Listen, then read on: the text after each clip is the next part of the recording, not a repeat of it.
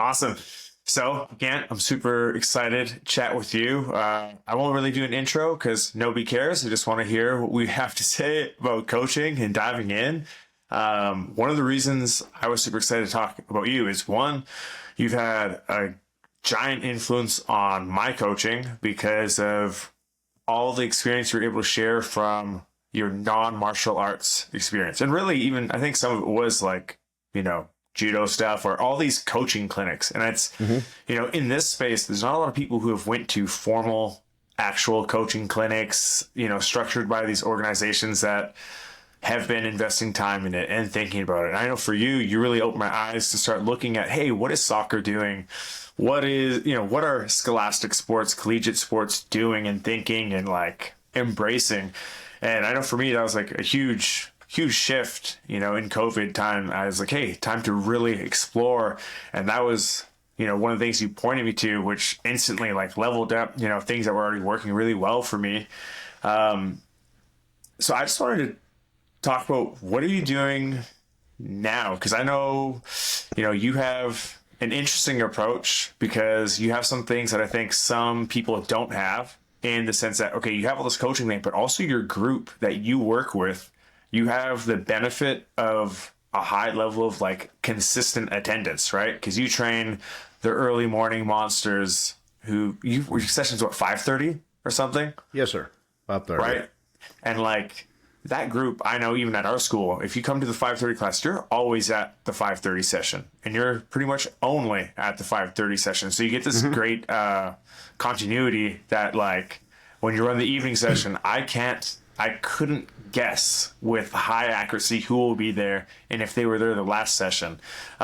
So obviously that has a huge impact. How has that, influenced how you plan, how you run sessions, things like that? Well, the nice thing is with that group is it's kind of like you said. They've picked out that time. That's their time. I was attracted to that years ago myself because I stopped doing evenings because my kids were involved in sports and I was doing their stuff. Lunch is hit and miss. Sometimes it works, sometimes it doesn't. Nobody's trying to take my time at 5:30 in the morning. So that's that's like the block for me. And that's how it is for most of the people. So the benefit of that is most of the people are older. A lot of the people in there are over 40. We have some younger ones that come in sometime, but they said, this is going to be what I'm going to do. This is my hobby. This is what I want to do. So I'm going to put some effort into it. And you're not having to start over all the time. Even though I don't do the kind of traditional class where if you're following a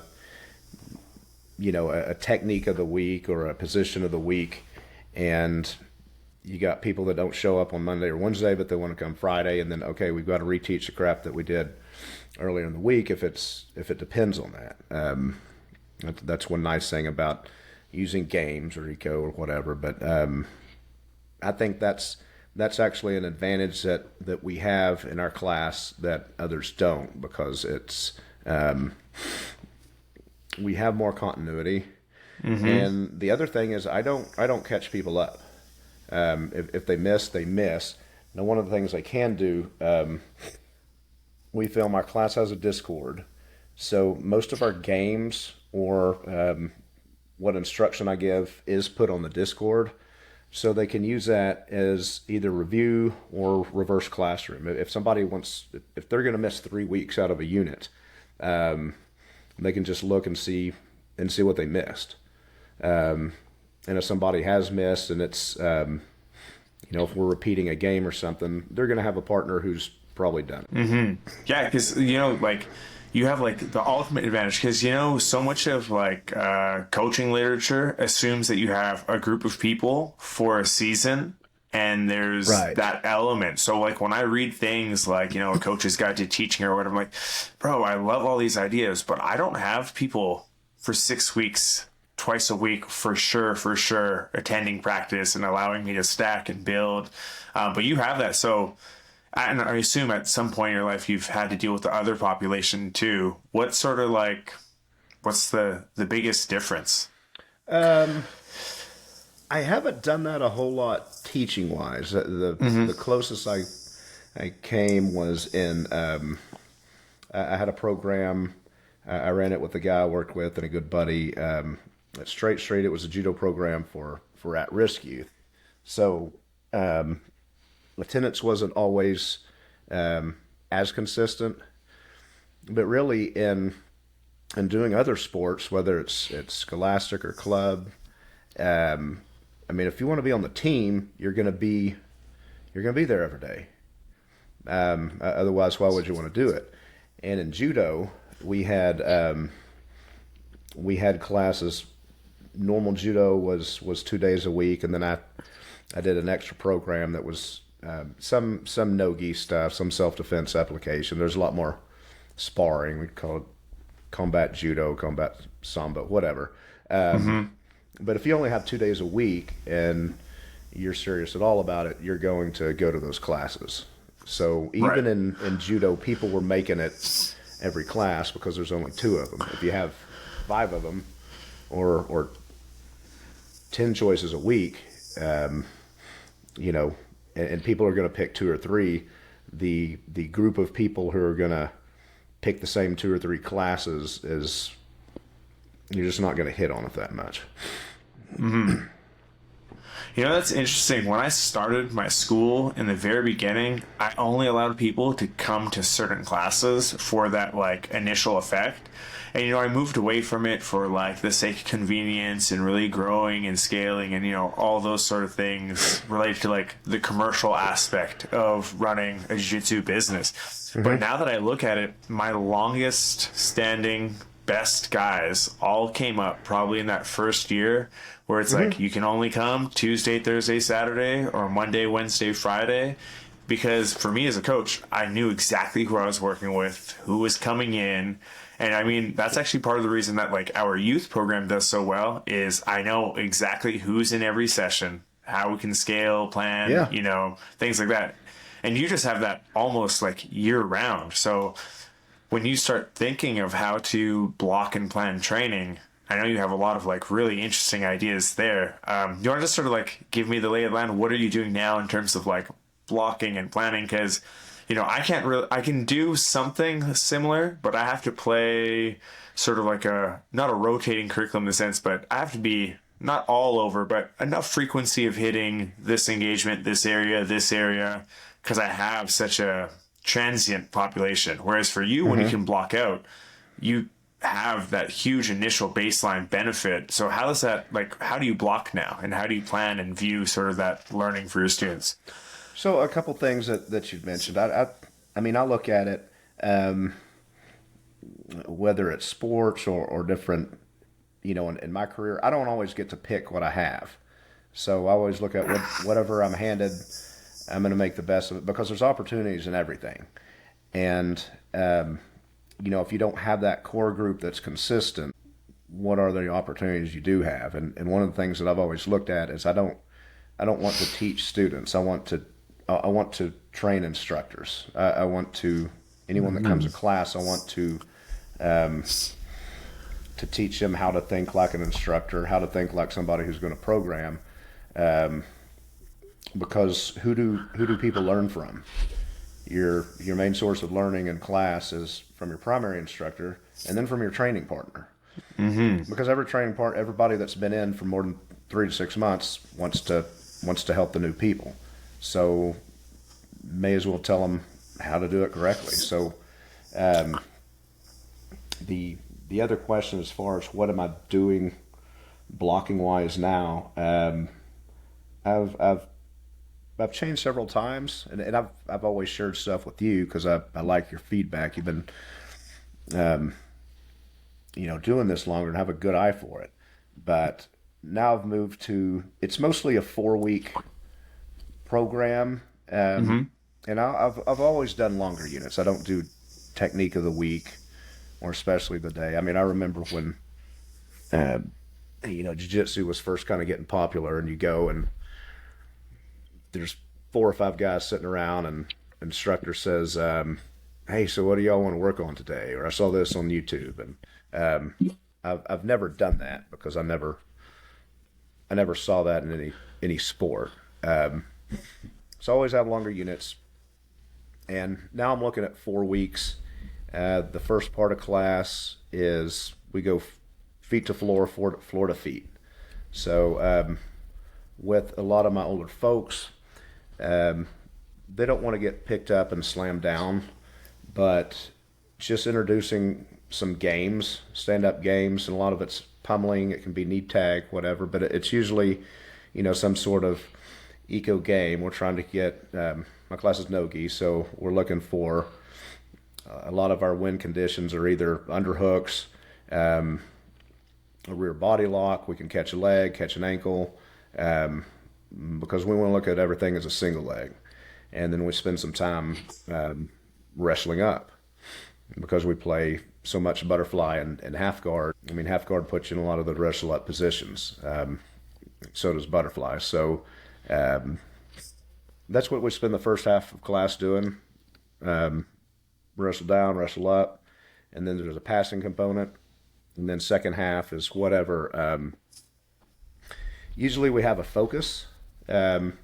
It's normally submissions, but it might be a position. And we'll spend the second half on our focus just with games. As far as the weeks go, first week is usually basics. It's more, there'll be a little bit of instruction, and it's more games for understanding. And it starts to shift more towards eco by the end of the week. Second week is problems with that position. So like on the Danaher instructionals, volume 1 is always what are the problems with this position? And weeks 3 and 4 is just creating dilemmas and moving to other systems. So we don't have just try to keep the world small and find kind of these central positions. You can teach, I think you can teach most of jiu-jitsu from the back or from half guard. If that's all you ever did, you could cover a hell of a lot of jiu-jitsu, because that's going to take you into all the other positions. And that's where we spend our time. That's you have a lot of little things I want to poke at there. First, most people, when they're like, okay, how am I going to split this up? They think of standing, guard, and then pin submissions. But you really look at that first part as transitions up, transitions down. And as soon as you mentioned that to me, like, oh, that makes a lot of sense. Like, as a way to sort of structure. But why did you choose that framework for that part? Because you still have a guarded component in your session, right? And sometimes there's overlap there because, talk about wrestling up. Hey, that's a core guard thing. But you really treat it sort of as distinct, is from what I can understand, just based on the function, right? But how and why did you sort of start leaning that way? Because I don't think you've been thinking of it in that way for I've looked at a couple of your curriculums over time. This seems like the latest sort of way you've liked to chunk what you're trying to teach or share with the students. Yeah, honestly, kind of this iteration is from, you and I kind of met on the BJJ Mental Models Discord, and a number of people had hollered at me because of judo background, just asking for stand-up stuff. I never did a ton of stand-up in classes because my people weren't all that interested in it. But I kind of told people, just introduce a few games and get them going on this, and people just playing pummeling games and stuff, they'd report back, say, our whole class is better in all aspects just from playing stand-up games. So I'm like, well, shit, man. I'll try to take my own advice here. And I think the reason it works is with the judo background, I started jiu-jitsu. I was exposed to it, I'm trying to think, I was mid-30s, maybe. I started judo at 19, trained for a few years, and moved off, did school and different life stuff. And when I got back involved in it, I was in my probably mid-30s. And when we would train, we were already, leg grabs were still legal in those days, so the first half of our practice was really just wrestling. We'd wear the gi, but we had a high school wrestling coach, and that was our newaza. And we had a lot of coaches who said, let's just look at this as one of our coaches had, a lot of them were ex-military guys, and said, we're not training for judo. You're just going to be a grappler. And he talked about training with some Russian guys. He said they had a gi and a singlet and a kurtka from Sambo all on the bag. He said they just trained. They get on the train. They'd hop a train on the weekend and go to a different competition. And there were a lot of people I trained with over that time that talked about, you know, as jiu-jitsu started to get more popular, said it's the same art, just different sport. So anyway, sorry, kind of a long answer. I was probably, I may have been a new black belt at the time I officially got into jiu-jitsu, a new judo black belt. I found that the doing jiu-jitsu informed my understanding of judo quite a bit. And then as I got better at jiu-jitsu, that's when the judo really helped inform jiu-jitsu. So seeing a lot of the positions, I never studied guards a whole lot. I kind of found my way to different guards. I mean, I liked half guards. Most of the sacrifice throws in judo can be half guard sweeps. There's a lot that can be used in butterfly guards. When you quit thinking of, if I'm on my feet, I'm doing judo. If I'm on the ground, I'm doing jiu-jitsu, and just look at the kind of break the stuff down. Well, what is a throw? What is a sweep? We're just driving somebody's center of gravity over a wedged post. That's all you're doing in either one of them.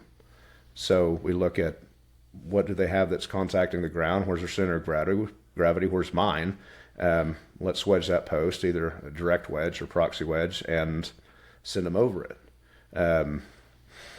And I used to try to teach that more literally. Like if I'm going to teach a butterfly sweep, I could start sumigaeshi and then work all the way down to a butterfly sweep, to a dynamic butterfly sweep.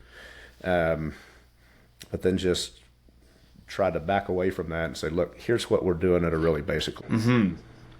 And curious though, how, like, you know, from the floor up as being not part of guard in the way that you sort of treat that first part of class, how did you sort of settle on making that? Because obviously now you have the first part of your class really focused on like the major transition that happens in every match, right? It's either that first contact, you put someone on the floor, or you pull, you get up off the floor and take top position. In most matches, that's like the crux of who wins or loses, right?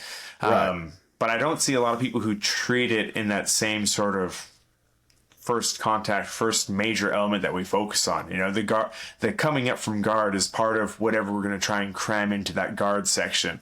Whereas, like, are you pretty balanced? Like sometimes you're going feet to floor, floor to feet, or is it, what's that look like when you're trying to plan that? It's just really whatever. And sometimes I have a really short warm up. I hate to even call it a warm up. We're just doing some mobility stuff. We do sit throughs, back steps, some Hindu push-ups, like a down dog to cobra, a dip set, and then flop overs to the back. And then we might do some wrestle up positions just to move across the mat. But I don't spend a ton of time thinking, hey, this is exactly what we need to do.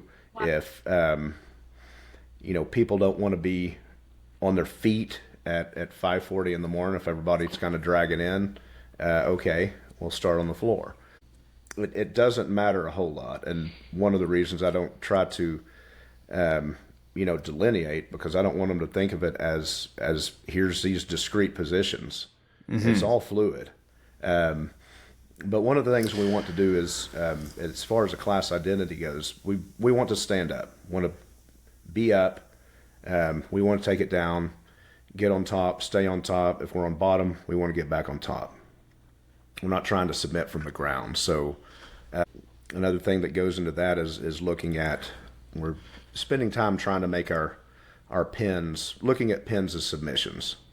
If you can't, if somebody could just chill out for 5 minutes under your pin, it's not good. Yeah, So, I don't know if I... No, you definitely did. It's just like the interesting thing is that it really seems like you're trying to, you're communicating a framework overall to your students, and it's not really trying to wedge them into anything, just the broad idea. Hey, we want to get to our feet, be on top. One thing you said there, not trying to submit from the ground. Is that like from your back? Like you generally aren't emphasizing like guarded submissions, or what does that mean for you? Yeah, we're not emphasizing that outside of the leg game. But even then. But let me ask, can I ask real quick? Yeah. Like if you're going to finish, if you're on your feet and you're going to finish a single leg, where are you going to be? I mean, where are you going from your feet to finish that single leg? As far as completing it, or where are we going to land? Well, I mean, where does the penetration step take you? Yeah, I mean, you're going to get a knee on the ground, aren't you? So what's the difference in finishing a single, starting from your feet or starting from the ground?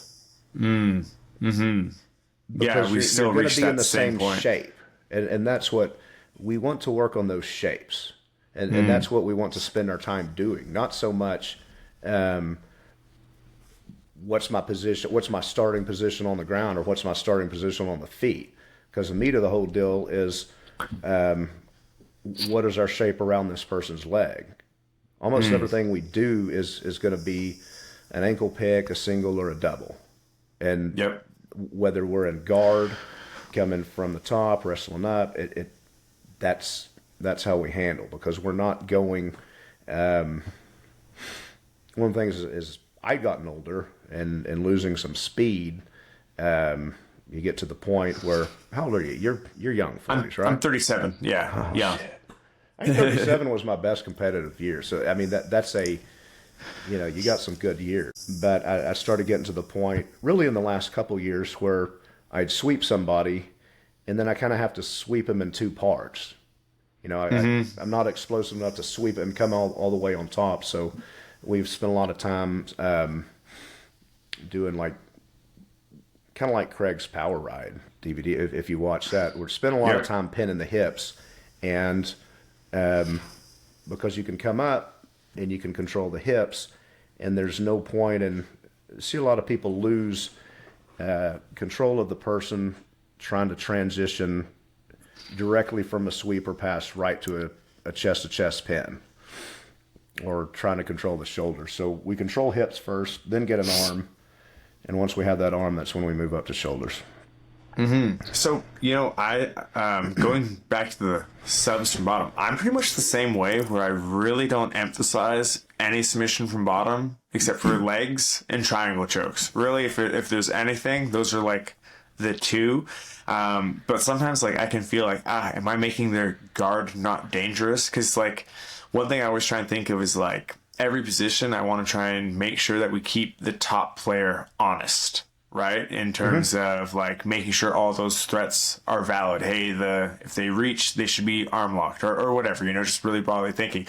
Have you seen that has there been a negative? Because for my experience, my guys, because I do the exact same thing almost, is super great at retention, super good at sweeping, but sometimes just their guard not having teeth can be a little problematic. The only real thing is entering the legs or whatever. But what have you observed with sort of that result as a result of that framework you set up?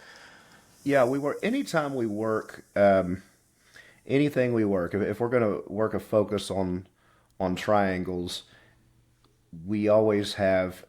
The escapes are going to be implicit in there. It's always, that's in our basics and in our problems week. What are the biggest impediments here? So I always want to teach, like you said, keep them honest. I don't want them doing this stuff in a vacuum, because that's worthless. I want them trying to submit people with a triangle against people using a proper triangle defense. So when we're assigning those tasks for games, bottom player, here's the task you're trying to accomplish to look for on how to defend these triangles, on how not to get caught up in them. and the top players looking to, or whether they're triangle from the top or bottom is, same thing. Right. So as far as what I'm noticing, we'll do that, and on the bottom, personally, I spent enough years being stupid against taller players that one of my favorite guard passes is I'll try to do the normal guard pass, but then finally I'm like, here, just take my arm, try to triangle me, and I think Wim Deputer he's posted videos, calls it Queen's Gambit. It's just, if I stick my arm in there, I know everything that's coming, so I'm really going to put a lot of weight down on my lat. They're going to throw that strangle leg over, but the support leg's just never going to get it because it has too much weight on it. And they've already volunteered to stack themselves because they can't get hips off the ground. So we do that quite a bit. But when we do play the games, tell the people if they want to triangle, a lot of our games are really on how to focus on the task of staying perpendicular and really dropping weight across the dude's shoulder line. And I use a lot of lifting analogies and comparisons. If you're doing a triangle from bottom, if you think of somebody that's in the weight room deadlifting, just pull the bar away from their shins. And that's what we're trying to do to their posture. Right. Yeah. All right. One curious thing. So, you talk about like some of your language you use to explain sort of those big ideas. What type of language are you using when people are going live? Because I find lots of coaches have different approaches to what they want to say when your students are playing the game, whether it's a small game or open sparring or whatever. I would be curious to see what you want to emphasize as feedback, or some people are silent, some people just repeat the goals, other people are going to be asking questions of their athletes while they're playing the game. What do you lean towards, or how do you use that time best, when they're live? I use a ton of analogies, I think, because I've coached a lot of different sports. I've taught at the college level for a bit, and then my job is a trial lawyer. So I'm always trying to teach something, and whatever way I think is going to best communicate an idea to that person quickly. And honestly, with I'm pretty severe ADD, so there's all kinds of crap that's going to come out of my mouth. But as far as a common language, I almost always speak or cue my students in terms of alignment. Almost always starting in base posture structure. And I try to, and you can do that with your guided questions. And after a while, your folks are going to start asking you questions. When I'm talking about teach them to be instructors, their questions start to become better when you kind of not force them, but coax them into using that language. When somebody asks a question, hey, I can't, I was just trying that, I couldn't get it. If somebody asks a question like during the break, a break in between two games, I'm having trouble getting this. Well, good, come show us. Where are you having trouble? And then that's where, if nobody's really in tune with it, you ask your older students, all right, tell them about his base. What's the problem there? What's our alignment looking like? But I'll have the class kind of troubleshoot that, have the class ask questions. So that's how I check to see if there's that common language there. But most of what I'm communicating is in terms of, I use alignment, and I use a good bit of mechanics, but basically it's just alignment and what's the task we're trying to do. Really the task over technique. And I know there's, with getting into all the eco stuff, that's a really such a subtle distinction with big ramifications when you can focus on task over the technique. So I try to keep it, any questions focused on what's the task you're trying to accomplish and what trouble are you having with it versus why can't I get my triangle to work? Well, you're not trying to do a triangle. What are you trying to do to his base posture structure? How are you doing that? And just little things like if and somebody's not getting their hips off the ground, the practical effect of that is you're shortening your own legs. And that's why people are going to run out of legs. So that's when you're talking about leveling, we're going to look at hip height a lot, stuff like that.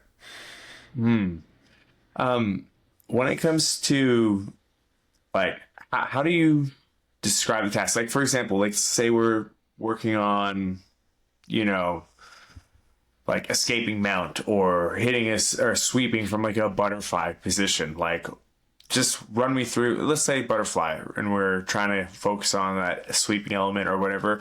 How do you describe that task to your students? Is it the broad overall? Like, where do you focus in? For me, I focus on like all my little precursors. You know, that first action is usually what I talk about in terms of like what the effect is we create in the person. But what's your sort of language around like tasks when you're trying to create that?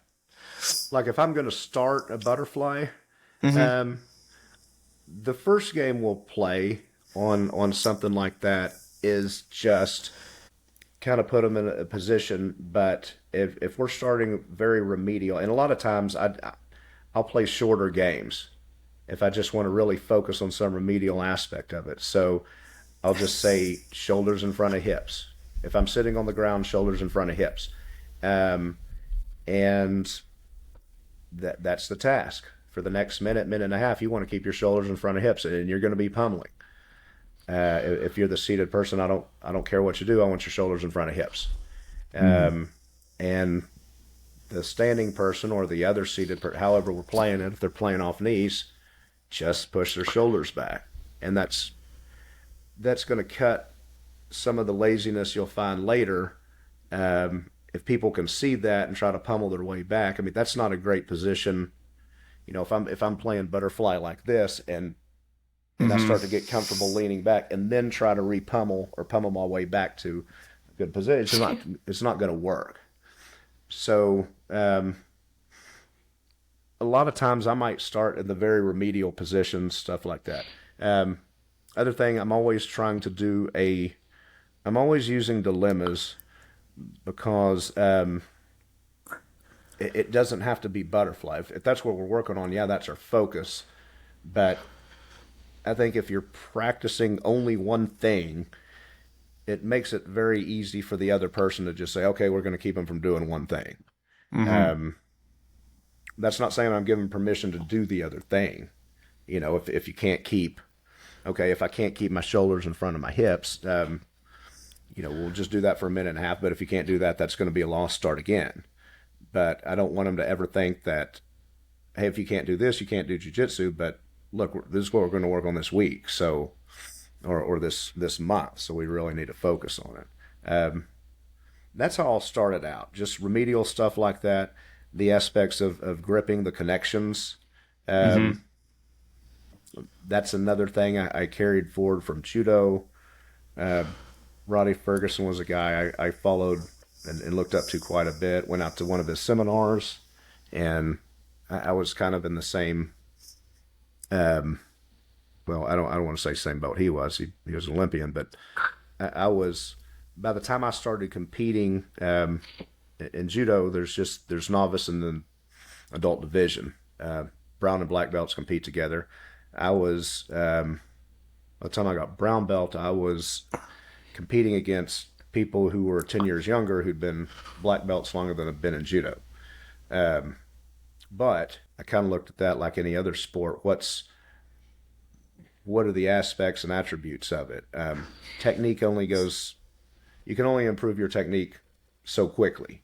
Your strength and conditioning, your aerobic fitness, but gripping has the absolute fastest and most significant ROI that you can have. I mean, the time spent gripping, there was no way I was going to be able to have even out the playing field as far as technical skill goes with some of the people I was competing against. But I could learn to outgrip them. And when you're in a match with somebody who's younger and faster and way better, but you put your hands on them in a way where you're like, oh, this guy's not going to be able to throw me. Man, that gives you a lot of confidence. It doesn't mean you're going to win. You may not throw him, but when they can't do anything to you and you can just shut down a lot of their game, that's the second aspect I really emphasize is how are we connecting to this person? What are our grips? Because winning, if you're competing, winning a jiu-jitsu match doesn't really have shit to do with who has better jiu-jitsu. It's who's going to win this match under this rule set and these constraints. I mean, that was always irritating when people would, I'd see them on Facebook and somebody would, lose over the weekend and they'd say, hey, I want to apologize to all my fans. Well, dude, you don't have any fans. We're just, I'm proud of you for getting out there. But, I'm thinking of one guy in particular. He's always making apologies like, sorry, I didn't let anybody down. Well, first, nobody cares. Nobody gives a shit. Those who do think it's cool, you went out there. I mean, most people think you're doing karate. Nobody cares. But then, he'd talk about, well, I didn't get to show all my jiu-jitsu. Well, that's probably why you're losing if you're going out there to show all your jiu-jitsu. I don't want to show any of it. Look how George St. Pierre used to do in UFC. You know what he's going to do. And all these people in sport, they kind of have one. Think how many great athletes just have kind of this one thing they do, and that's what they want to use to win. They'll practice all the shit, but let's go there. If we're going to do it, then we should be going to win and play a very small game. Yeah, you talked about this idea of trying to play a small game or keep the world small for like your room in terms of how they look at and think of jiu-jitsu, or like what you focus on, to try and have I have a friend, Jake Elkins, Ironclad Wrestling. He always talks about like, hey, what's true in this position that's also true in many other positions, because that's the best return on your time that you can have. Now, you mentioned that you sort of think like, the guard or half guard and the back are probably those two positions that touch on the most. You want to just like talk about why, or like what led you to that, or what you've seen be able to do with your room as a result of just focusing, on just a few exchanges or few sort of connections or what have you. Most of the insights I've had have been by accident. So just kind of observing the class. When I started teaching the class, I got my group, may have had them for about a year before COVID hit. And then when I came back, at very small numbers, I all of a sudden got a core group of maybe 4 or 5 people right as I started an 8-week back unit. And all I showed were the naked chokes from the back. I showed that the first week, a single arm naked choke, the Hadoken Jime from judo, and then the figure 4. And that's it. And that's all the submission tools they had. And we spent all our other time on position, whether it's entries, retention, transition to different things. And that's all I told them how to do. And that's what they thought jiu-jitsu was. So when they started going to open mats with the others, the other people are like, what the hell are you telling your people? They're just taking our back all the time. Like, well, shit, that's pretty great. Because it's the most dominant position. And that's the other thing is we want to work from the dominant positions and only the dominant positions if possible. Like in our passing, if we're going to pass, we've changed a little bit with hip pins, but we're trying to pass to mount or back. And you can feel somebody when they're trying to pass and they get past your legs. You can really feel that moment when like, okay, I'm going to go to side control. They've conceded. They just said, okay, I'm going to go to side control because I can't get what I want. And when somebody just is satisfied to have you in side control, you don't get the feeling that they're trying to kill you. It's like I've already, you may have gotten past my legs, but you didn't get what you wanted, and I'm about to make you more unhappy here. So yeah, back to the back and half guard stuff. It's just kind of like these hub positions, because mount can take us like if we're on the back, of course the rear strangles, but when I teach triangles, I always spend a good bit of time on rear triangles, and depending on if I'm chest to chest, it's time for, we're looking at strangles. But if I can't get what I need, I can't pummel and control their defensive instruments, their arms, I can start to move, instead of chest to chest, move my hips up to their chest, and that's when I'm starting to look for a rear triangle, start to set up kimuras, arm bar, stuff like that. We use a lot of half Nelson, and that's going to set you up for, you just add a half Nelson to your back classes or your back transitions. That's going to take you to mount and to north-south. So really just that time, that little bit of time in back is also going to teach mount. You can use your rear strangles, transition strangles from the front, triangles, kimuras, arm bars, all the big stuff in jiu-jitsu from this one position. And the only difference is, are you chest to back? And when I say to back, I mean between the shoulder, that spot between the shoulder blades. Are you chest to back, or are you hips to back? And just that few inches moving back and forth, there's a whole lot of jiu-jitsu in there. And then half guard is going to be similar, as far as that's your, that's what you're looking at. That's one of the first places you can go when escaping mount. But you can go play, there's so many variations of half guard that you might want to play. You can go back to closed guard, or I don't emphasize closed guard very much, but the clamp based guards, the side guards. Some people in our class want to go from half guard to Sean Williams. Some want to go to a dogfight. We can take the back from there and go to deep half from there. Half guard is just we're on our backs, but that's just a single leg. Or it can be a double leg. There's so much there. You translate, take what you're doing on your feet or in your wrestling up, and now play those same games in half guard. And it's just a universal. The guy you were talking about, that's kind of how I look at class. If I can't go, if this isn't a hub that I can go to 4 or 5 different good positions from, I don't want to spend time on it. Because that way we're trying to work really the same stuff all the time, just with a different filter or through a different lens.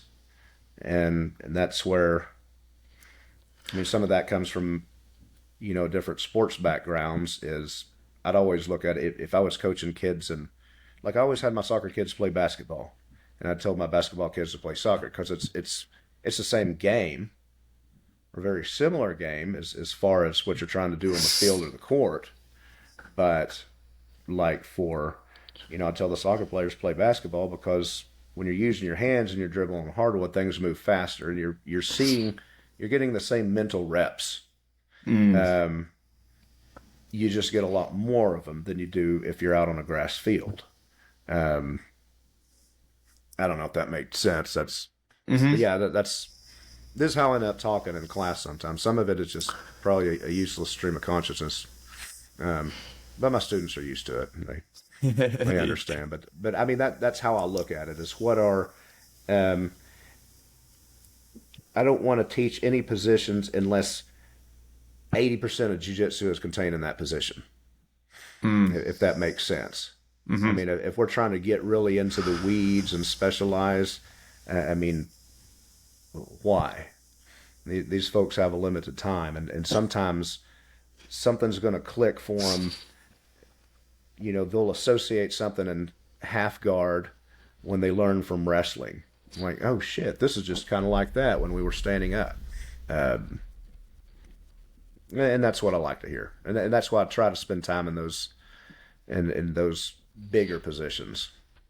One thing I found like since, last 18 months or so, I've really been playing a lot more live, a lot more resistance, a lot more like eco grills, etc. I found it really hard to even not bother, but even getting into anything that I would call like a specialized or like a really niche focus, because it just seems like it doesn't lend itself to that style of practice. Like I have to be playing frequency. I sort of always think like, hey, I'm trying to hit a full body workout, trying to hit a push, a pull, and, some sort of hinge or squat, then I start thinking of jiu-jitsu there. I'm not really getting into like the accessory lifts of jiu-jitsu, Right.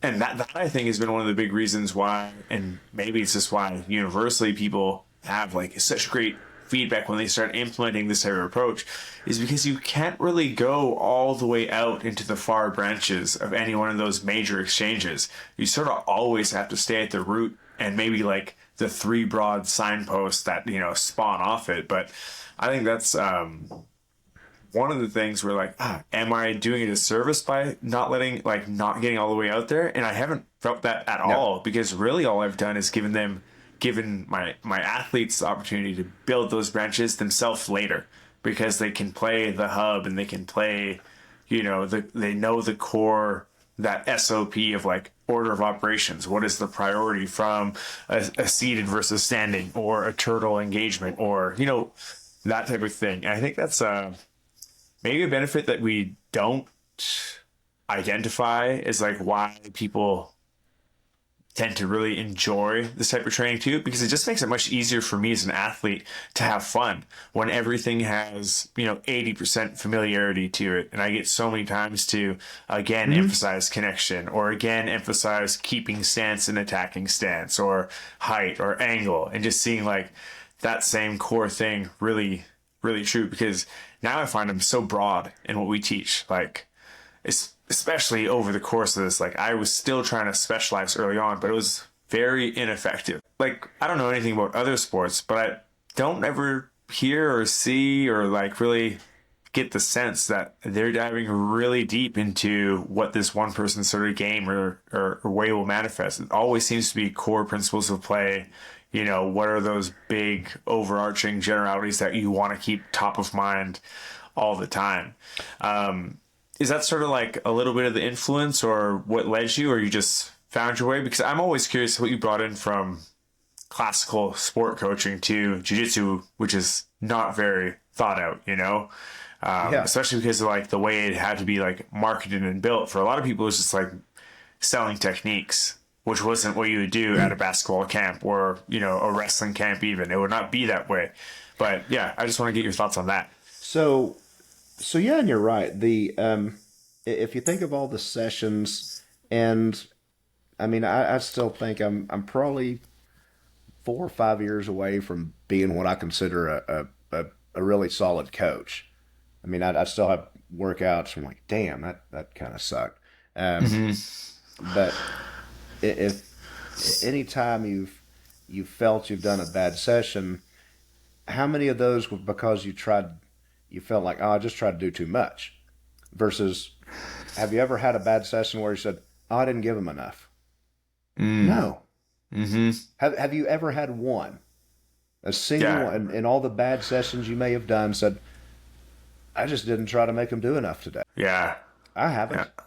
Yeah. I mean, if you do, and then sometimes I'll tell them in a game, I said, if all you do is just stay on top, not to stall. That's not the deal. But sometimes the call is, one, you got to stay on top. We'd like to submit. We'd like to do whatever, but that's task number one. Stay on top. Make the person miserable. If that's all you do, that's time well spent. One of the things I took from team sports, the logistics of team sports, is you have to run everybody through general stuff. Now, when you're talking about somebody's very specific game, that's what athletes will do on their own because they're watching it. Okay, here's what, here's a LeBron James step back jumper. They're going to watch that and they're going to do that stuff on their own. But there's not a coach spending any practice time doing that. Kids will do that on their own, or athletes are going to work stuff on their own. So one of the nice thing about games, or something I've always done different is the idea is just to let the athletes express.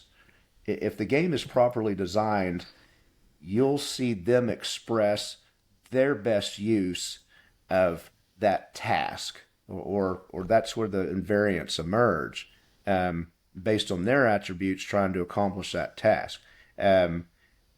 Somebody will say, well, how do you do this? I said, you don't need to know how I do it, because I'm I was going to say 225. I'm now 214 because I'm not eating like a raccoon.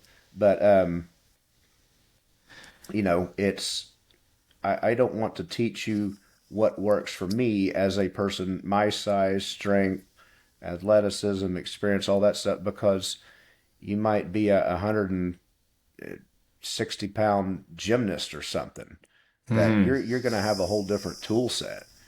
And that's why, that's one of the things about traditional classes I'd see, and I just hate, not in jiu-jitsu, but anything, or sports, is, okay, we're going to do this, and go. And within 30 seconds, a coach is correcting somebody. I mean, let's see where this shit goes, man. Because sometimes I'll look at something, I'll say, hey, come show the group what you just did. Because it's an invariant I would have never arrived at. But it might benefit some other people. There might be some other people in the class that, hey, what do you think? What were you feeling that led you to make these decisions? Share that with the class. And I'll do that with a day one white belt. Because there's nothing that's, we don't need to gatekeep and say, oh, you need to be, if it works, it works. Maybe you just stumble onto something really cool. Can you repeat it? And if you can't repeat it, maybe we can just observe you and figure out a way to repeat it. But, yeah, kind of went on a tangent there, but I never wanted to be dogmatic about you have to do it this way. And that's another nice aspect of the task-based focus, is we just want to accomplish a task.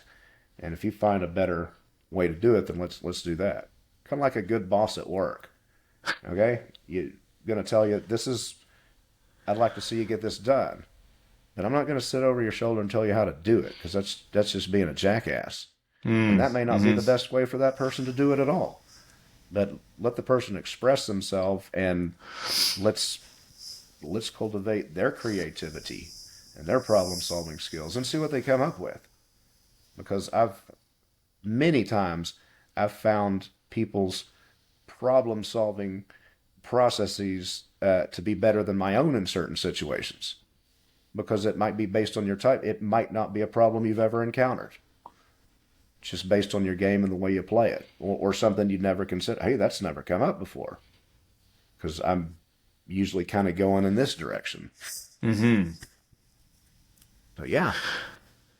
You said something like right off the jump where it's like, hey, have you ever had a bad practice where you felt like you didn't do enough? Like, never. That's always, and that's really where I've been leaning, where I do way less in a session now in terms of the number of different activities and games, and I'm more so playing the same game with many different partners, getting that, because I find that just like self-corrects or just helps him really understand, hey, what's core here? Because it works with Gant, works with Steve, works with John. That is something true and I should focus on. But sometimes I know some people really prefer to do one, like 3 or 4 different activities in one area, each with different tasks, each how do you like to approach that? It just really depends. And it kind of depends on the class. Some people just have their enjoyment in jiu-jitsu is based a lot on the people they work with. So, I might not try to go and to break that group up. When we started out, I did a lot of partner switching, and I think that there's a lot of benefits to that. Playing just a couple games with a lot of different partners, and I'll spend time on that. And everybody in our class is pretty cool with each other. But yeah, because you're trying to solve the same problems, but you have different body types. So it is a different problem set. I think that is much superior to playing 5 or 6 different games around the one thing. But one thing I'll do, I have an idea of what I want to do. I have an outline in my head of what I want to accomplish, but I'm not married to, 5:40 to 5:48 a.m. has to be this, and then we're moving on. Because, one of the things I took from theater or music, I'd say, when is rehearsal over? When we're finished. We don't have at least in my class, because we're not following any kind of curriculum from the big group. If we need to spend an extra week, we'll spend an extra week. I was 3 weeks into a back unit, and a couple weeks ago, like, God, our half guard's kind of sucking. I've not done a very good job there. So we spent 2 weeks on half guard, and we dove back into the back unit. There's no, and when you're looking at these, really the big picture of it all, if we're spending all of our time on these really big picture, or these hub positions, you're not wasting any time by having to, take a little side quest here and shore up the half guard. We're just trying to get better at jiu-jitsu. So there's nothing that says I have to cover all of this stuff in 6 months. I mean, really, that's stupid. Sorry, I don't want to make anybody feel, but you can't determine when the learning is stopped. That's saying, well, you have this much time to learn these techniques or these tasks, and then we're going to move on. Well, just, stay in that world and see what you come up with. Right. And some of that's easy because I'm going to have usually between 8 and 16 people show up in the morning. So it's easier for me to say than if you've got, 10 classes with 30 people each. But, I understand from the logistics standpoint why that wouldn't be as easy to do for some people. Yeah. Well, one thing all your sessions are all levels, right? It's not delineated by experience or anything like that. I've found that actually makes it easier for me to coach effectively, because there's certain, like, I can not only go so deep, but there's only a certain level of depth of discussion or, stuff to highlight. And that's actually one thing that's really cleaned up my coaching. I found, like, when I had split levels, it'd be like, okay, well, they already know some stuff, so let's really deep dive into the weeds. And it would just be not as beneficial, like, that is where I would lose not my best players. So that is where, obviously, they weren't getting the same things out of that. And, I get the argument for having, foundations and then a next level and next level. But, like, what do you feel about that sort of segmenting your group? Of course, it doesn't apply to you right now, but just, like, from your experience, what you know of, like, coaching and play, because I think that's something lots of people can, like, want to wrap their head around. Like, should I be splitting it by an experiential level? Does it really matter if we're really just trying to play the whole game in those couple core hubs? Like, what are your thoughts on that?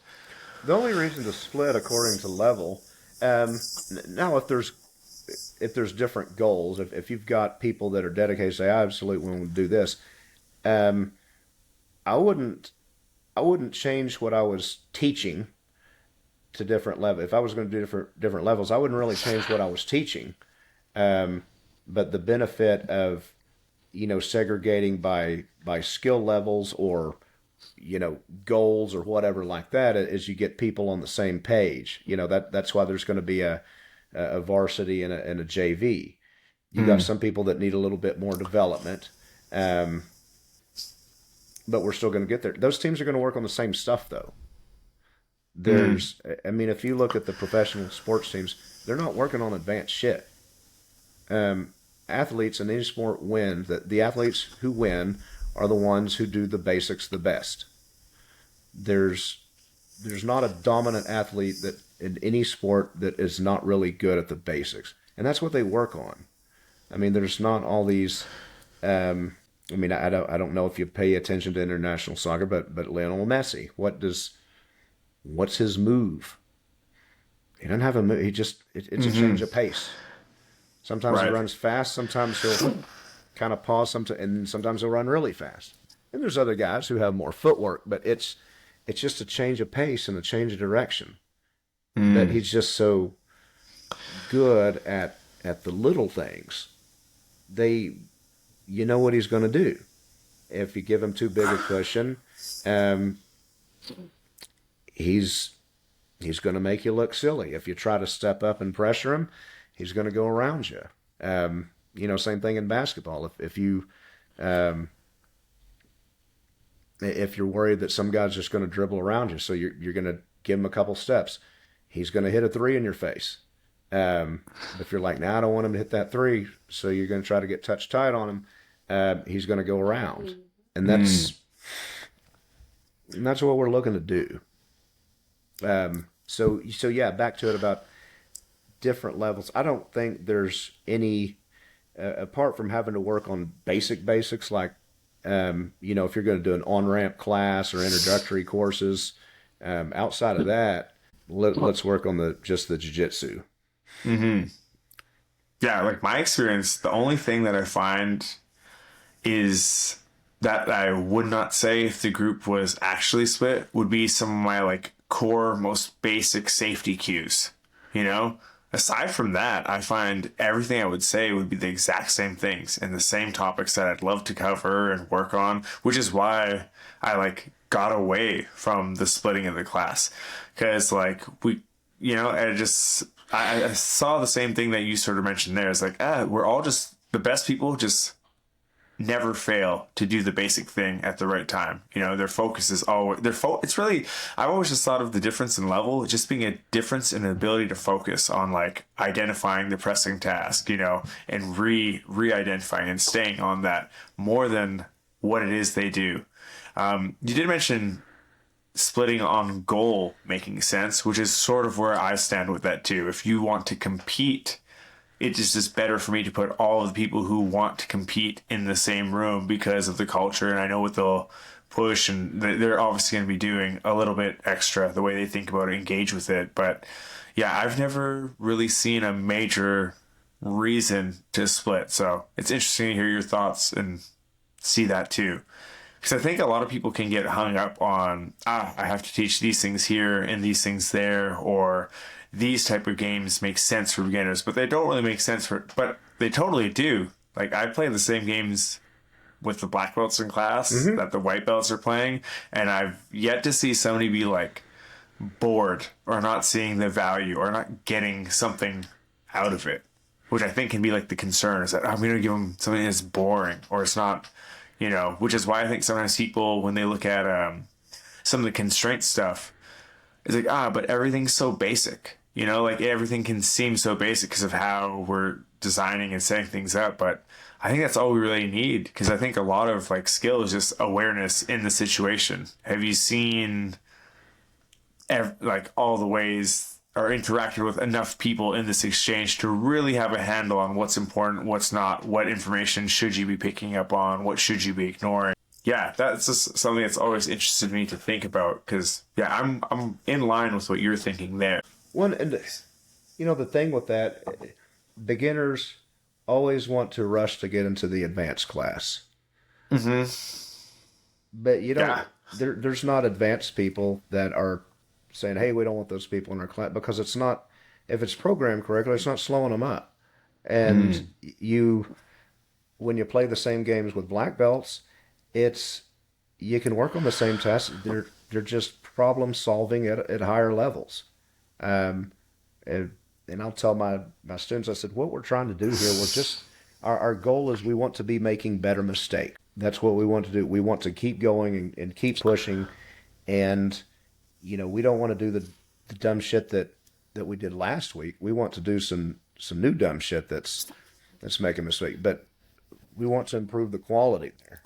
And I always said, coaching soccer, other stuff, I'd always tried to encourage creativity.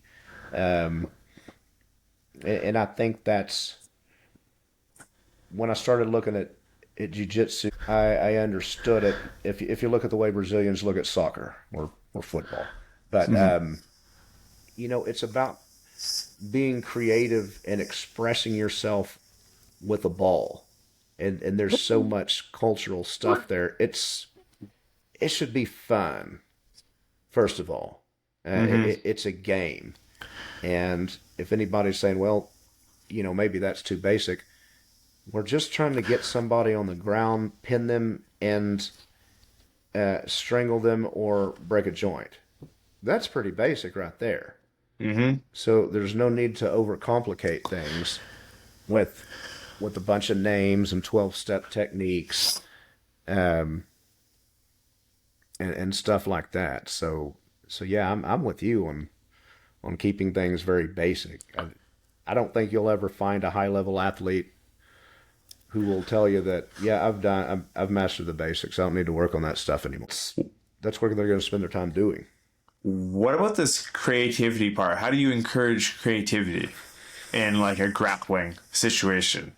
Because for me, like, I feel like I maybe this is me being inexperienced, but I wouldn't know what I would do to encourage that or, support some.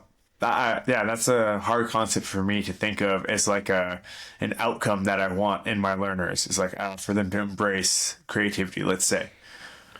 So that is in installing mindset. I was a better, when I coached soccer and basketball, I didn't play those things all the way up. I played basketball for a long time, but not soccer. I got into that because my kids liked it. But I just, especially coaching, boys will stay creative longer because they're more worried about their place in the pecking order and trying to do the 1v1. And depending on which country you're watching, some really emphasize, beating somebody 1v1.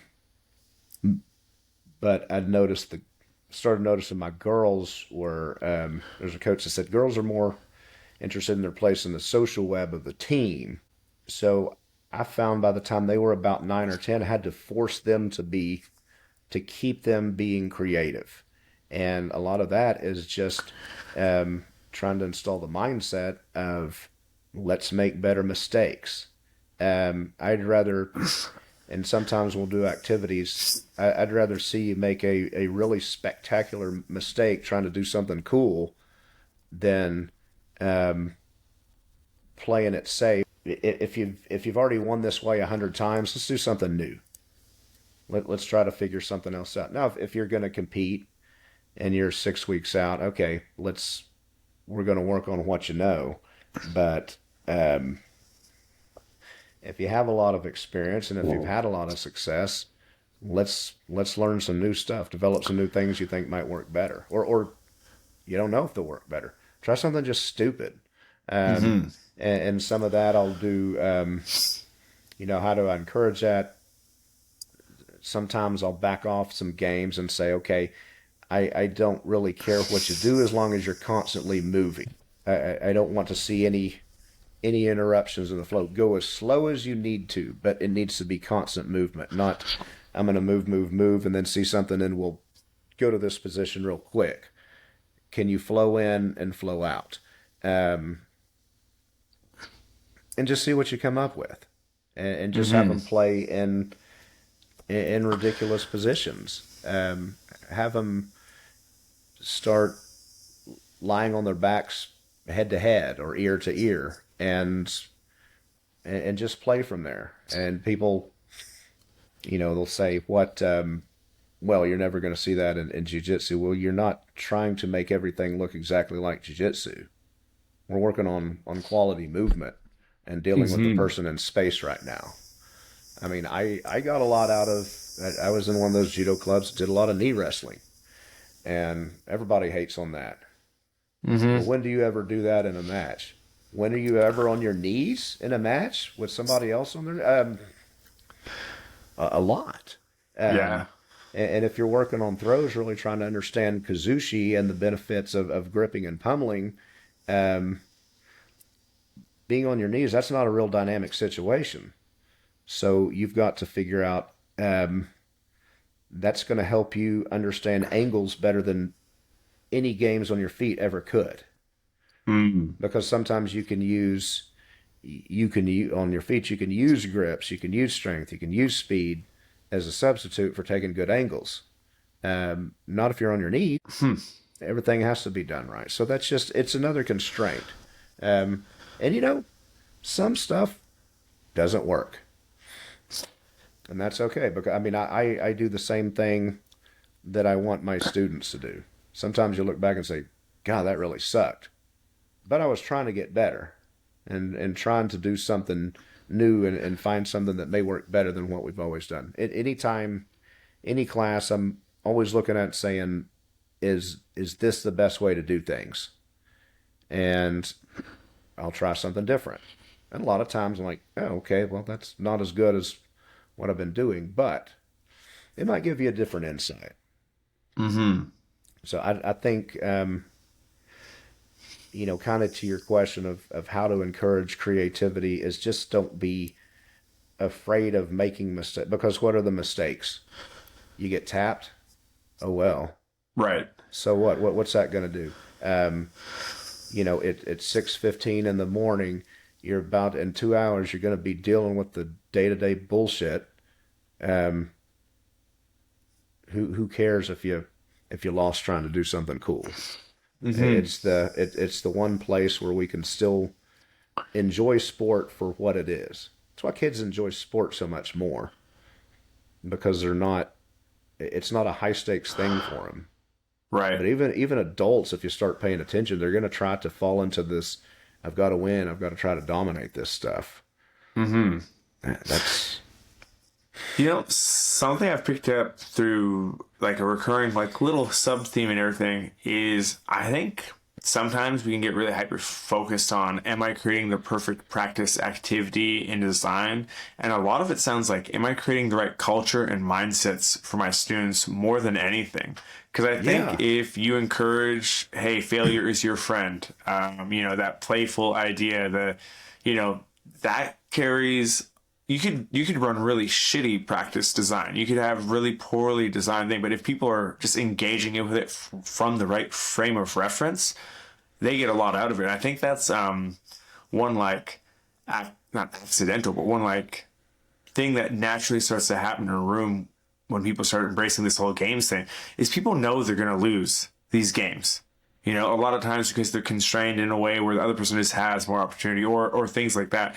And it's sort of like, we fix the culture through the back door, and it sounds like you're a little bit more direct in like establishing that culture of, being playful, just, because one thing that bothers me is I think one of the things that messes up everyone is they don't view jiu-jitsu practice like just going to play pickup basketball at the Y. But if they did, I bet they'd have way more enjoyment, get better, want to do it more often, all these things. But it's really like, I would say the culture and just the attitudes that you try and like, or the mindsets rather, you try and like communicate, ingrain, do like 80% of the skill development. What are your thoughts on that? Man, I think it's really great that you said that. It was a Dutch coach, Johan Cruyff, had said I was in team trainings. He was a great player and coach, but he said, I was in team training sessions 3 to 4 hours a week, but I'd go home from school every day and I'd play football or soccer until dark. Where do you think I learned the game?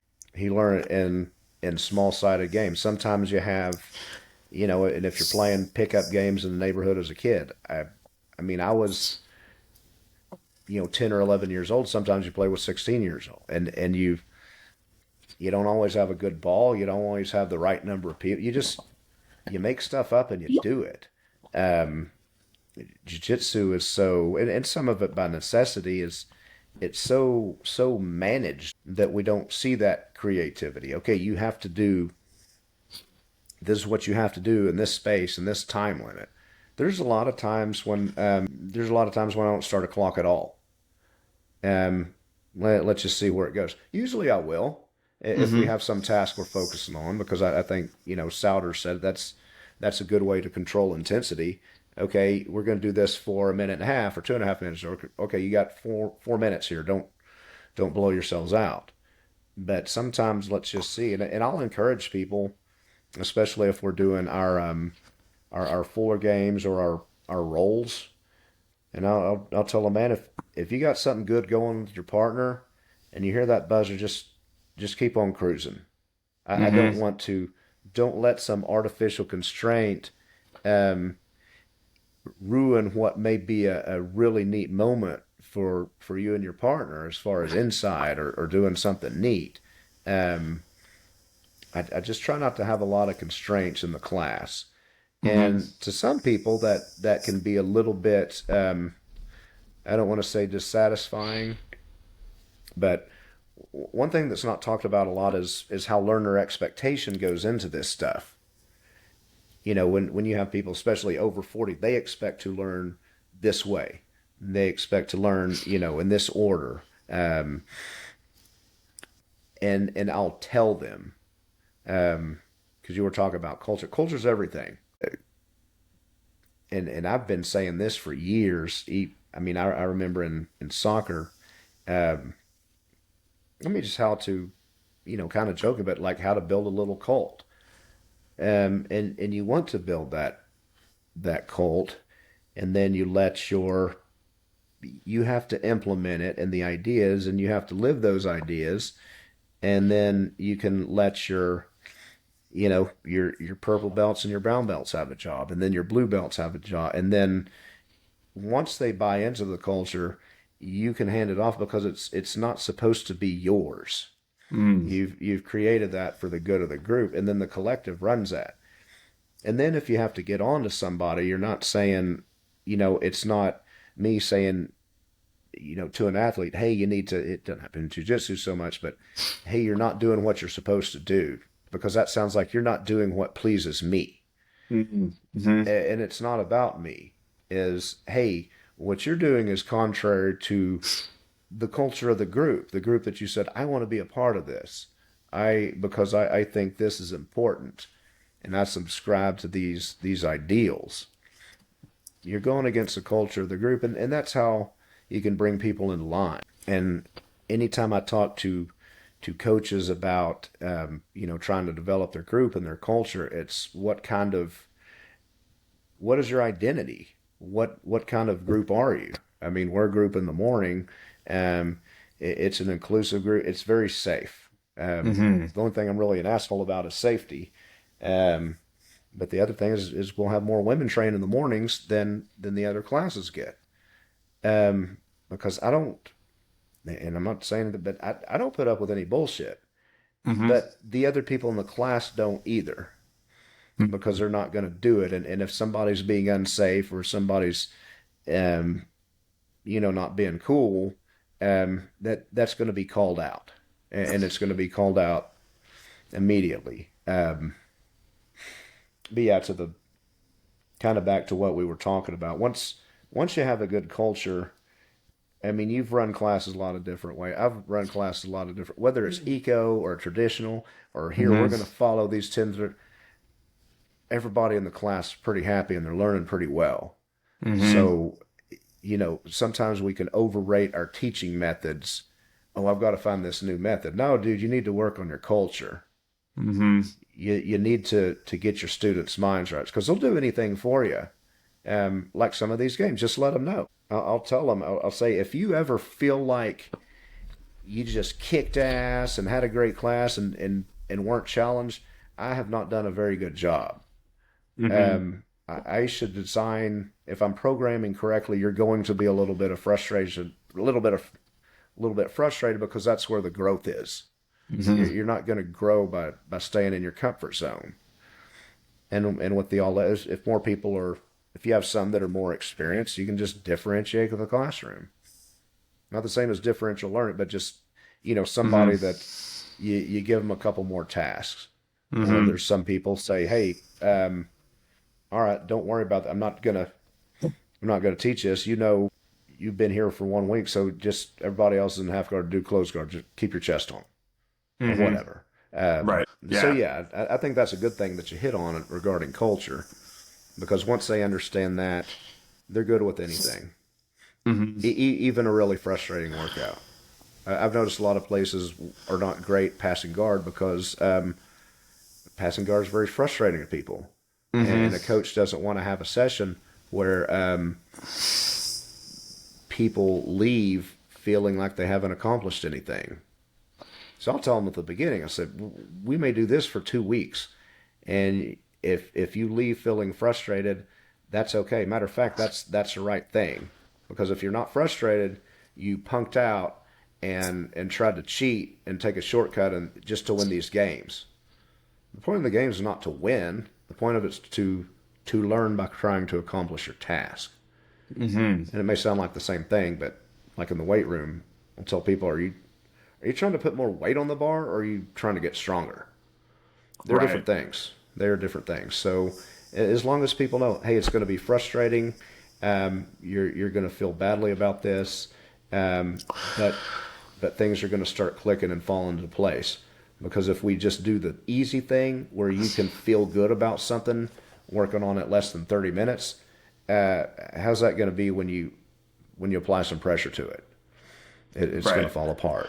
So, yeah, just one little thing I was thinking there is one thing that naturally I found has happened for me is like my program used to be a little bit more Kabir-centric, but now it just naturally is athlete-centric because I'm no longer, the big knowledge teller, the answer guy.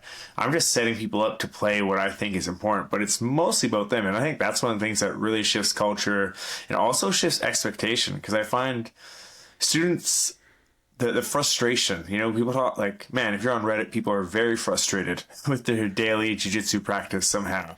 But I just can't understand it. But I think a lot of that comes to them not being able to do the thing, or they feel like they aren't doing what the coach would do in that situation. Whereas now it's like, I'm not telling you what to do in this situation. I'm just telling you what matters here. However you do it or don't do it, and I think that's part of creating that healthy culture, but we just don't realize that it really does have a big impact.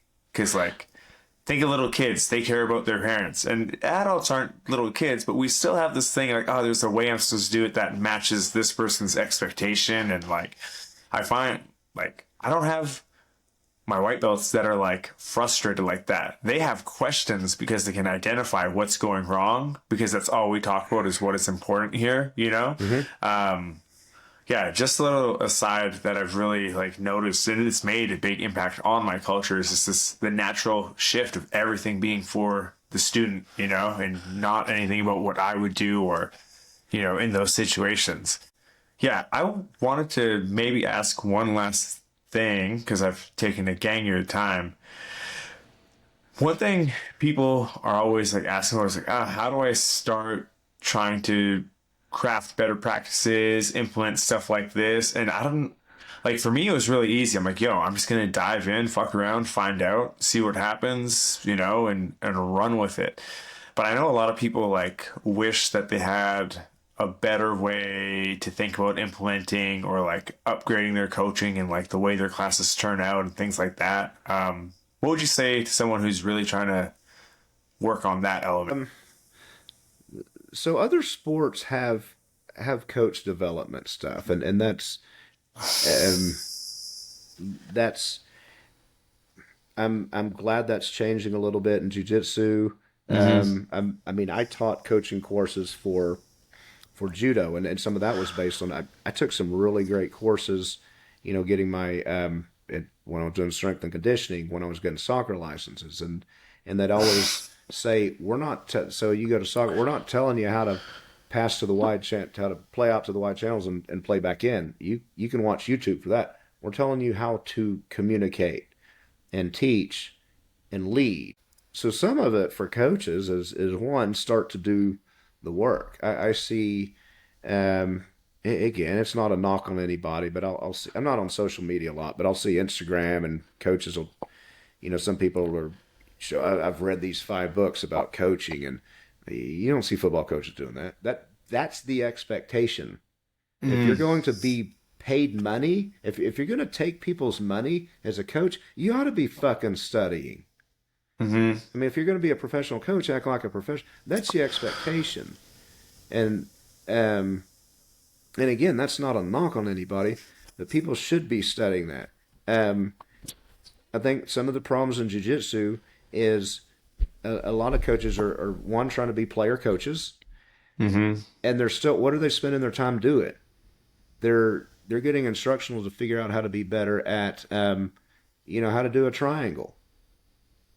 Well, spend that time learning how to communicate, how to teach a triangle. I look at a lot of instructionals, not for the substance, but to hear that the coach's voice. How are they communicating ideas? The Gracie University, the way they communicate, what was it, the combatives court? Just, man, that's good stuff. That people gave them a lot of shit. Oh, you're going to give people blue belt. Shit. You follow that curriculum. Find a buddy. I don't care. Find a buddy. Go to a garage and follow that thing for a couple years. You're going to be able to trash a lot of people. There's so much concern about gatekeeping in jiu-jitsu from coaches and students. I think another thing with coaches is they're afraid to not know. Well, you can't know. A black belt means you understand how to learn now.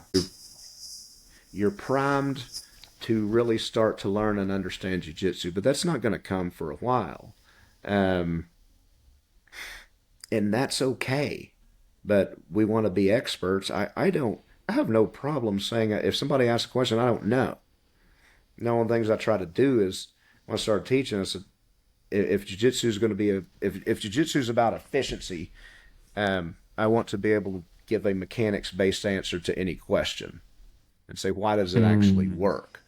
So that way, if that's the framework and that's my reference point, I try to answer questions. And that's, I'll start out with alignment, base posture, structure, and then our connection.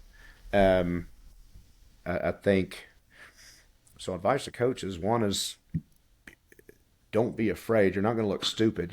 You're not going to know everything. And you shouldn't know everything, but start to be a learner. Realize that if you're teaching, you've got to be a student to be an effective teacher. Don't be afraid to be wrong. You've got to be curious and come up with your own framework of how am I going to analyze and look at this stuff and communicate. Because again, if coaches are just spending time trying to get better at the techniques themselves, or they're competing themselves, that's just a player coach. I have the luxury of, I can do my own programming and I'm not the business owner.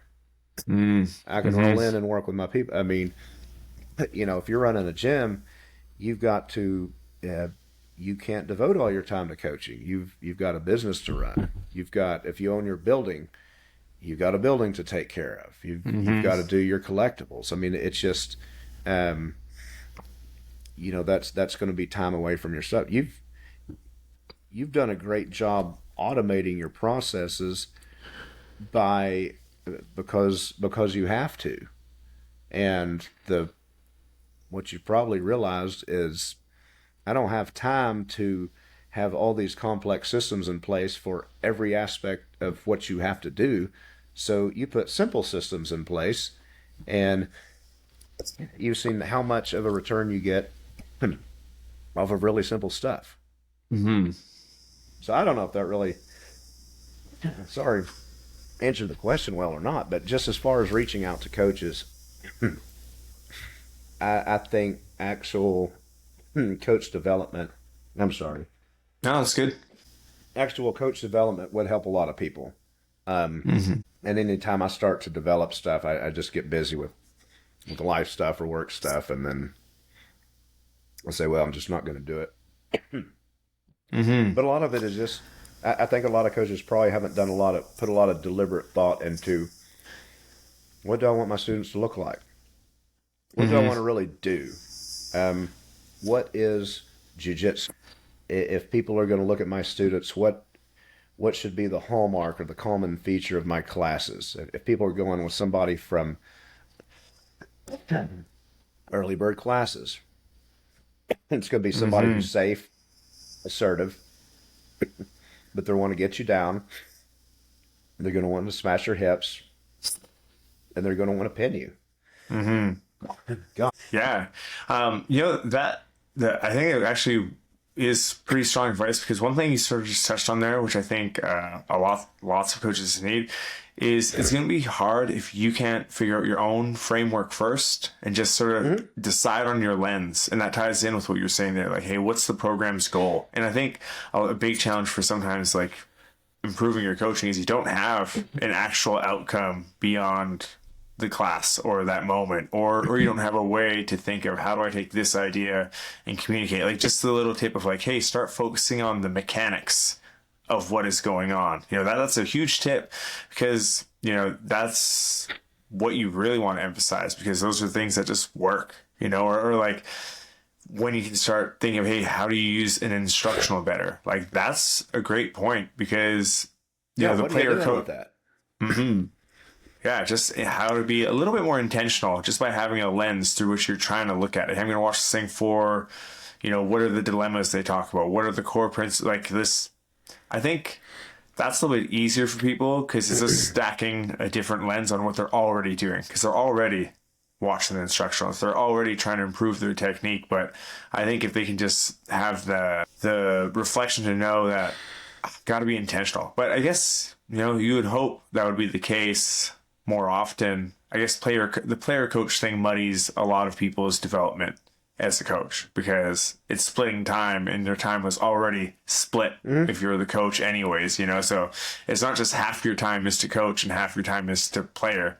Now it's 50% of your time is player, 25% is coach, 25% is business owner, or however that plays out.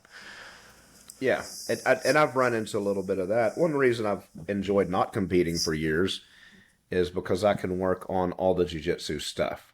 But now, a few weeks out from a competition, I'm starting to think more of my stuff. And when I did compete, I'm years ago, closer to competition, I'd be harder on people. And I was still coaching, but I'm doing my stuff. And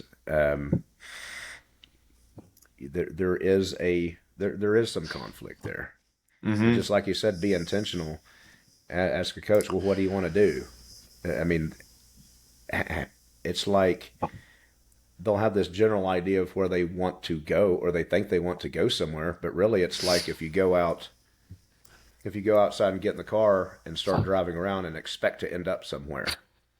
Right. There's no direction. There's no plan. What do you want this thing to look like? What kind of coach do you want to be? And that's, and if you don't know anything, watch a Danaher instruction. Watch a different group of instructions. Like, what kind of jives with you? And people talk trash about Danaher or Gordon, but you can learn. He talks more about general jiu-jitsu in Volume 1 than most people will ever know. And then he says, okay, here are the problems in this position. Okay, and now we can start drilling down. Well, that's that could be a good way to set up a unit. Let's say where this fits in, and let's work on specific problems, and then we'll work on the limit. That's a nice. Yeah, that's something that, like, for me, early on when I started trying to be like a lot more intentional at coaching, that was one of my fastest ways. It's like, great, let's sort of see what are the not already highlighted dilemmas or like weaknesses or advantages of positions, and how can I exploit those through an activity to really bring them to my learners' like attention, right? Because I guess that's just the whole game. What can I bring to the forefront for my learners? Or just copy somebody. Copy somebody that's done it, because that's how musicians learn. That's how writers learn. They're going to try to write in the style of this other person. They're going to try to perform a song in the style of this other person. Then they'll perform that same song. They'll perform somebody else's song. They'll start to find their own voice, and then they can start to write their own stuff. That just saying, okay, I've got my purple belt or brown or black, whatever you have to teach. Now I'm going to go do my own thing. Take your coach's the best sessions that you had from your coach, and try to replicate them, and then figure out, okay, it's like presenting somebody else's paper. All right, I need to do it in a little bit different voice, or this is kind of more my style. But I mean, imitation that's how animals learn to do stuff. Oh yeah, They're going to watch their parents learn to hunt. So we have a proven method. It may not be the best method, but it is a method, and then you can start to evaluate from there. Yeah, the power of modeling can't be understated. And it's probably the fastest way forward for someone who really wants to dive into being a serious coach. Just watch what a serious coach's practice maybe looks like, or the language they use, or all those things. Understand the methods and what, talking about some of the eco stuff. I think when you understand the methods, or one of the things with coaching clinics and coaching development is when you see these things happening in real time. Like there was a video where, Greg evaluated 3 people's sessions. You can listen to 10 podcasts of his. You can read the Gray's books, but watching this stuff, when somebody else is trying and then he gets his hands on it and evaluates, that's a real benefit there. And all the best practices out of eco and said, well, their attention needs to be on this and your intentions needs to, well, that's just best practices in any method. Why would you ever, I'll say, why would you ever, coach a session that doesn't involve that? But I guess people do. Just basic mindfulness goes a long way. For sure. Think about what you're doing and what you want and where you want to go. And yeah. Man, this has been a lot of fun again, because I love picking your brain. As you know, I've been harassing you for like years now, just with my ideas or wanting to see your ideas or whatever. Anything you want to share that you're working on? Last thing, are you good? Well, I want to do this again sometime and ask you a bunch of questions. Oh, absolutely. Because I've learned a ton, watching you, and I think I watch people, and as they grow as people or coaches, one thing I observe from you is, okay, if I'm going to try this deal, I'm going to empty my cup and really embrace this methodology, and I'm going to become a student of this method, and I'm just going to go whole hog in on this. And that's how you really learn it. And that's fine. I think some people may be afraid of that sometime because they're afraid to let go of what they have. Well, I know this works a little bit. Try something really cool. And like you said, I mean, you just kind of completely migrated to eco, said, all right, we're going to do this. And we're going to do it for a period of time. And that's how you learn. Right. Yeah. Yeah, totally. I really would like to do this sometimes where I can ask you a bunch of questions about stuff. But I would love to. Absolutely. As far as anything we're doing new, I don't. I'm always trying to figure out new stuff and new angles. I think the big thing, because I have a few people that just started. One of them is he was an experienced high school wrestler. Another one was, he'd been with state police. He's one of our highway patrol officers.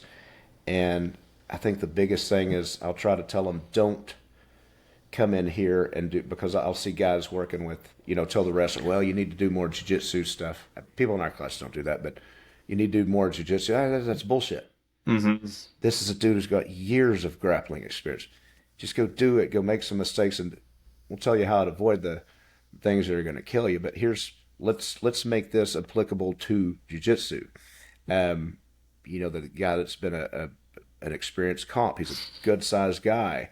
And I'll see, he was working on half guard top, and a lot of people, again, it goes to learner expectation, but show me how to do all this stuff.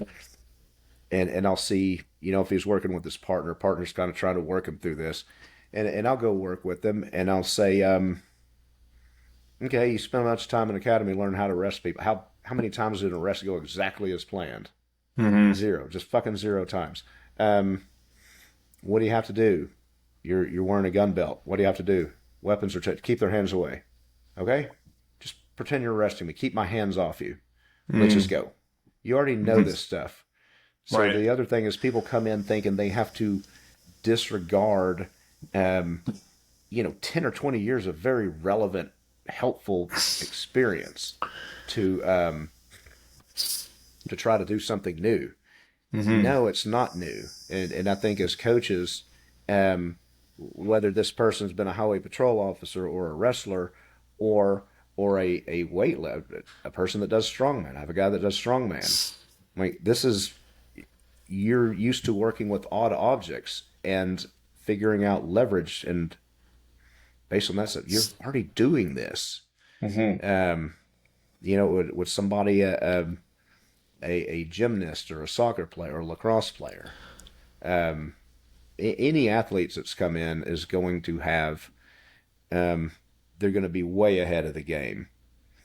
Unless they have a coach that says, well, you need to ignore what you've done in the past. Is going to be a new thing. That's bullshit. They come in, they're competitive, they know how to work, they're ready to go. So let's just leverage the experience these people are coming in with instead of saying, hey, learn an all new deal. Because jiu-jitsu is so big, it can encompass all of that. And No, that's a great takeaway, because I think it goes back to something way earlier. You talked about how jiu-jitsu rooms would try and really hyper manage everything, and I think that's probably a major pitfall, because that has to be a dampener on enjoyment for a person when it's like, don't do that, or stop doing this, or I just let people do whatever is working. If it's working, run it till the wheels fall off. Yeah.